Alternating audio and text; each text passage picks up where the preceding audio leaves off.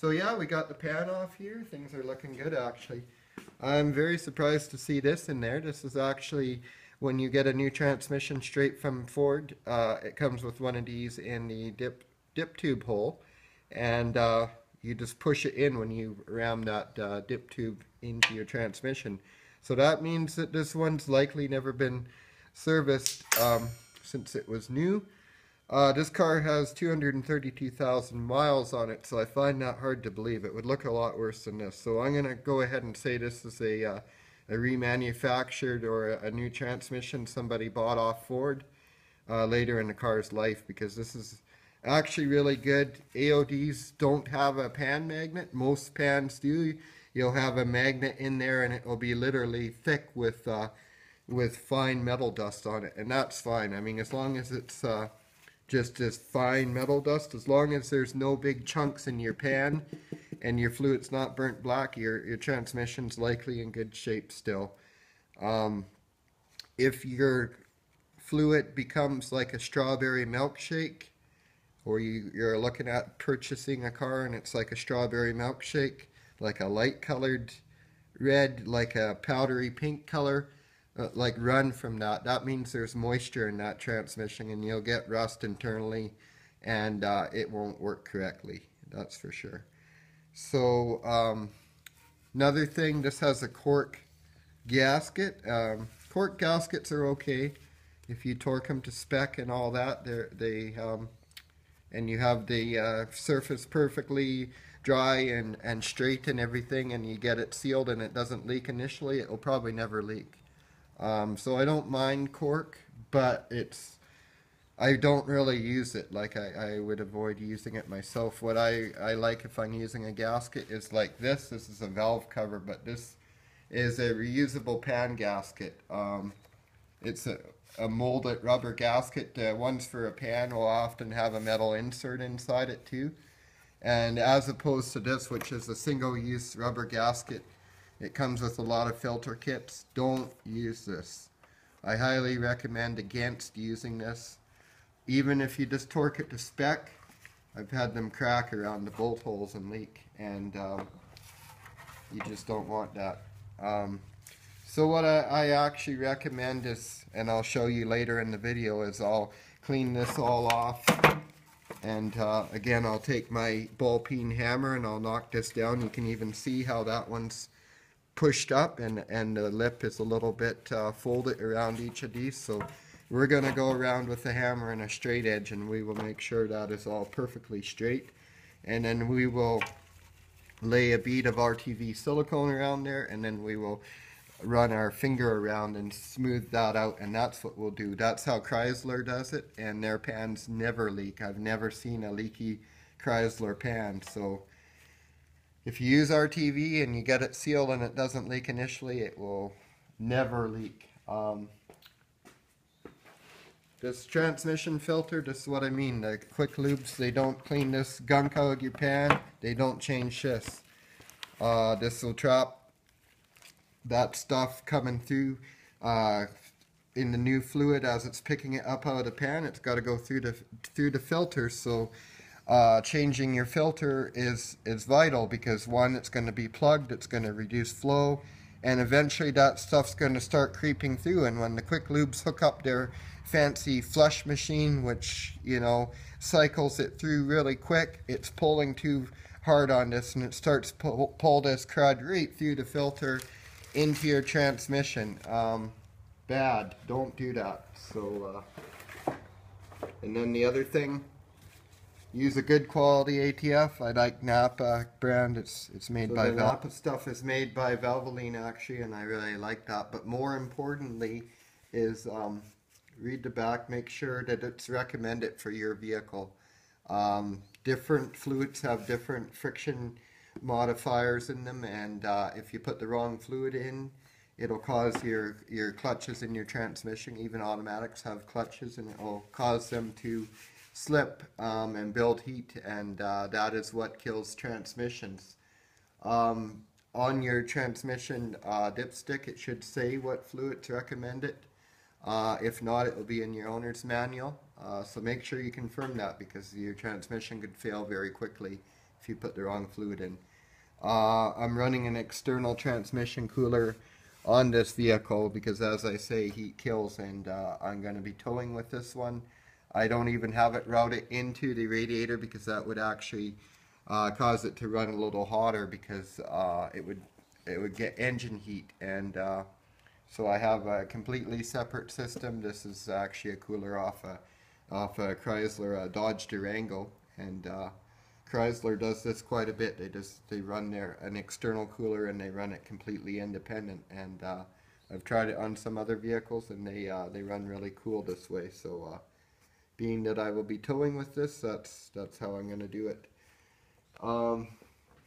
Then you want to, of course, clean up your pan. We lost a little footage here, so I already wiped that out pretty good. But you want to get that completely spotless in there. Like I say, one little speck of dirt can kill your transmission. So take a little time and make that perfect. Make your lip perfectly true. Scrape off any excess gasket. And then I just got a little shop tip for you here. So many shops burn because people do this. They heap up their solvent-soaked rags, and they build heat when they're heaped up. It's called spontaneous combustion. So what I do, don't throw them in your garbage and seal it all up, because it's just going to build heat. What I do is I spread them out on the floor, just single layer, and I let them dry overnight like this, and then I pick them up the next day when they're all dry, and the fire hazard's completely gone that way. And they can't build any heat like this sitting on the cold concrete. So yeah, definitely do that. There was just a guy here in Alberta that lost his whole collection of cars recently, and as I understand, that was what started the fire, with some solvent-soaked rags in a corner. So watch out for that. So we've got the pan spotlessly clean, and we've got our bead of RTV around there, and then we let it sit for about 10 minutes just to skin up lightly. And so now ready to put her on.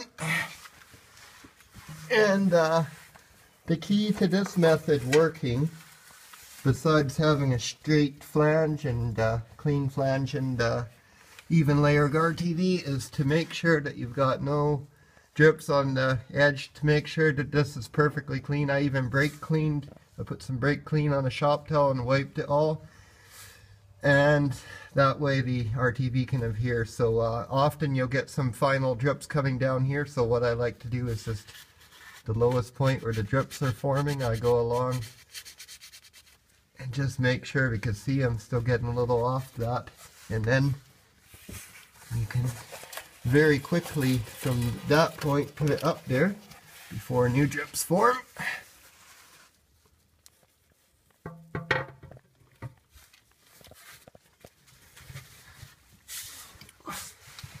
And then you want to hold pressure on it, and even though it seems like it'd be easy to just right away torque these up as you go, you'll might run into problems, especially on GM products, if you start doing that, because you'll get down to the last couple holes and nothing will line up. So you have to kind of put them all in finger tight before you tighten any of them down for good. So you just have to sort of hold it up there with one hand. This is way nicer to do on a hoist, but I'm not rich.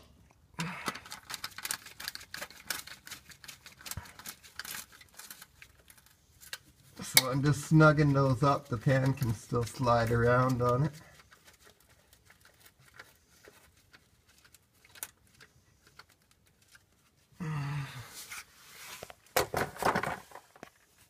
Good, bud.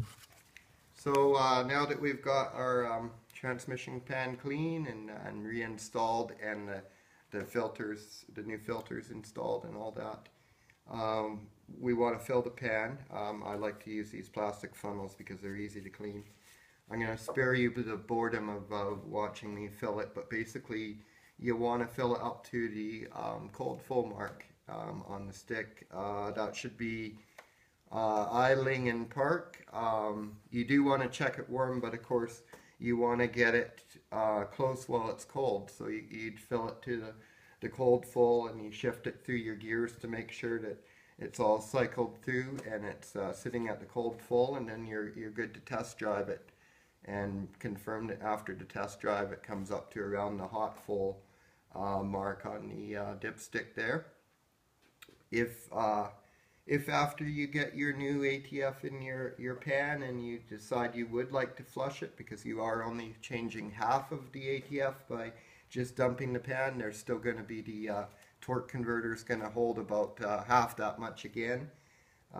There is a way of safely flushing that. If you've got your pan full of fresh clean fluid and you've got a fresh filter in there, then you can disconnect one of your cooler lines and you would run a hose off of each side of it, like a hose off the cooler and a hose off the line coming from the transmission. You'd have a bucket or a drain pan under the car, under the front of the car here, and you would drain your hoses into that. Then you would simply start the car with it in park, have somebody else do this so you can watch your lines going into the bucket, and you would run it in park until you see some air bubbles coming through, like it will pump the ATF out of the torque converter into your bucket. And as soon as you see air coming through, you want to shut that down, reconnect your line, and then you can top up your pan once more, and that should cycle out the rest of your fluid safely. If you're bringing it to a quick lube, they're using a pressure flusher that's forcing that fluid through really quickly, but if you're doing it this way, you're just working with the factory set pressure of your transmission, so you're not going to damage anything. It's like a normal operation for the transmission as long as you don't allow it to suck air. So it's vital that you do turn it off when you start seeing air coming out. One more quick little tip I'm going to give you, and this is mainly for AOD transmission owners. But there are Chevs and other transmissions, I believe, that do use a similar setup. But there's, on the throttle linkage under here, there's what's called a TV cable, I believe. It's throttle position anyways. It tells the transmission where your throttle position is, and that will regulate your fluid pressures on a AOD. And if that is set wrong, it can wreck the transmission in minutes. And the reason why I tell you this is because there's a grommet on there that dry rots on these older cars, and you could lose that cable off of there. It could just fall off. So you want to, if you have a setup like that, you want to inspect it and make sure that it's still good. I just replaced the grommet on this because I've had one fail on another vehicle I owned with an AOD. So keep an eye out for things like that, worn components, whatever. On any of the linkage could be a problem, so you want to check those things when you're working on your transmission. So yeah, this is the old transmission filter out of the AOD, and basically they have a fibrous material in there that collects everything. But what I wanted to show you is on this one, this gasket comes separate, and you have to install it as you put this on. So that's important that you get that right. And another thing is there is a rubber O-ring here, and it doesn't feel like that could actually come out of the filter very easily, but you want to make sure that that does come off with your old filter, that you're not trying to push the new one over that rubber again, because there's a new rubber in the new one as well. There's different kinds of filters that have a rubber that will stay up inside the transmission case after you pull the filter down. They like, I know newer Ford products have a filter like that. They have like an O-ring seal on a snout here, and that'll actually stay up in there, and there's a new one on the new filter, so you'll have to use like a flat blade screwdriver to gently pull that down out of the housing in there when you're changing the filter. You'll see what I mean when you when you get in there. It's normally like an orange gasket or a green gasket, just like a rubber O-ring, but it's quite a thick one. So, and you want to be really careful not to scrape anything when you're removing and replacing those because obviously it could leak and that would be very bad. So, yep.